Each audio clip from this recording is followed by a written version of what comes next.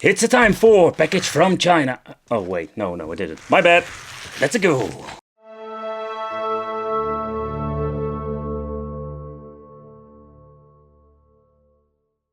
I have lost count how many times Street of Rage number 2 I have cleared when it comes to the story mode.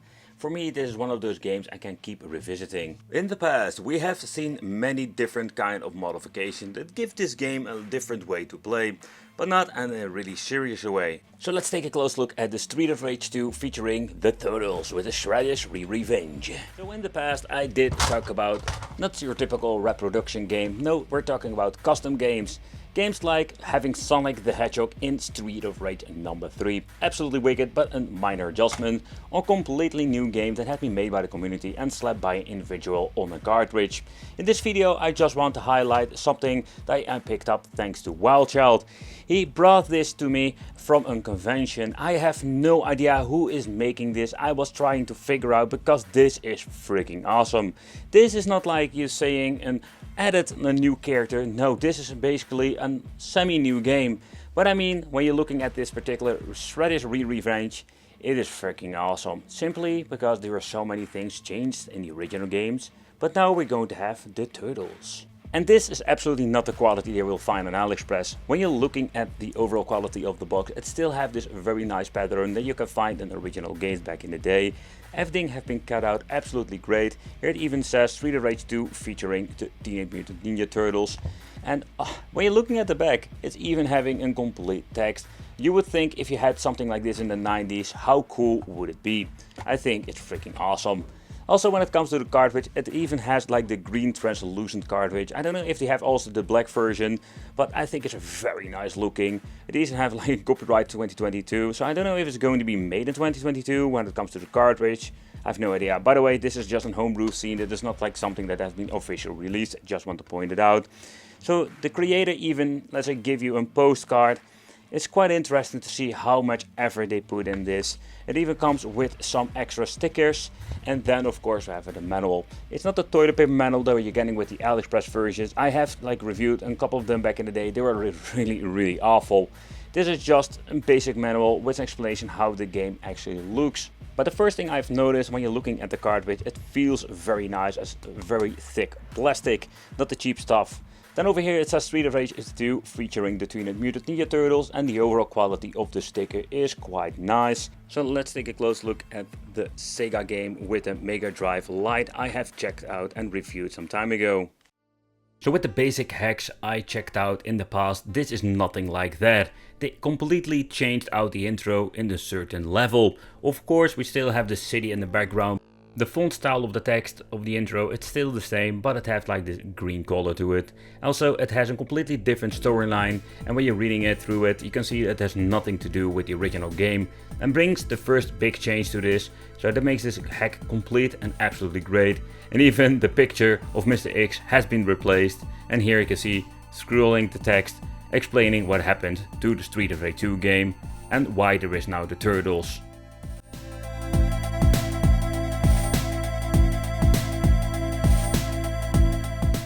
But this is the most awesome and complete Street of Rage 2 modified game. So what they did in this is having a lot of new bunch of features. To begin with, replaced all the characters and the enemies, including all of the boxes, giving this game a completely new gaming vibe. Added shadows to all of the characters, all of the enemies, but also even all of the boxes. Some enemies are having even new attacks, and I can tell you some will surprise experienced players. In total we're going to get ourselves 7 new playable characters that can jump further while running, and all of these like cool things including running. All of the characters will have an attack that is similar to the original. Players can also recover by being hit by pressing the jump button upon landing, like in Street of Rage number 4. All playable characters have jumping further while running. You can even add offensive special while running. Added 6-button gamepad support, uppercut is now in the Y button. And later on we're also going to talk about new features including turbo function. So all of the original characters can be played from the game itself. It's pretty damn cool. Ralph, Leo, Donnie, Mickey, April, O'Neil, Splinter and even Casey Jones. All of the characters have their own way to play. In other words, unlike the pros and the cons. And let's take a close look at some characters, because when you're going to play with them you will have a favorite and one you don't like. Simply because every single character will have their set of normal but also special moves.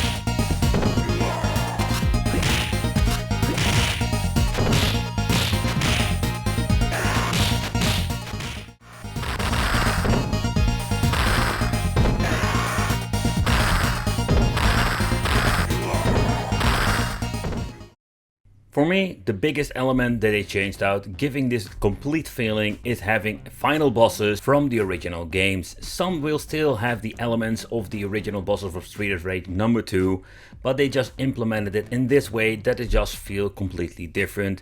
When it comes to the original sprites, I did see some minor glitching here and there when it comes to the bosses, but the overall quality is absolutely great, giving this like a completely turtle feeling. Some of the moves, for example with the flying guy, I really hate that boss, when he drops you down on the floor, those moves are still implemented like with the original bosses, but now having just a completely reskin when it comes to the turtles. But compared to the original games and the bosses, you can see when it comes to Bebop, he still has the gun that he actually shoots on you that the original character didn't have, and that is the elements that I wanted to see when it comes to this complete mod. So when it comes to the alien stage, where we're having Slash now as a final boss, they implemented this perfectly with his jumping and his rolling and all of the moves the original boss also included.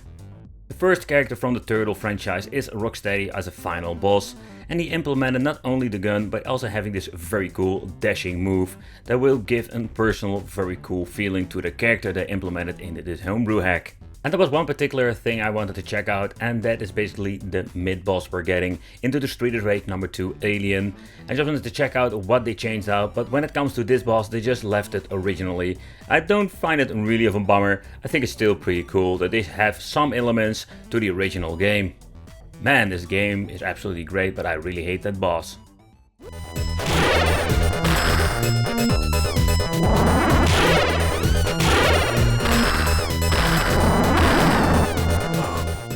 But I can tell you, when playing this game and recording, I have really enjoyed myself playing this. But there was one particular thing I just wanted to point out, and that is the turbo function. So if you want to use the level cheat, that doesn't work with this hack. I tried it a couple of times. We do have the option for different difficulty up the way to Mania. Players can be turned on, but the turbo function is a function that will stay true to when it comes to turning it off to the original Street of Rage 2 with a combo system. But when you're going to turn it on, you're going to have crazy stuff that you're going to see over here.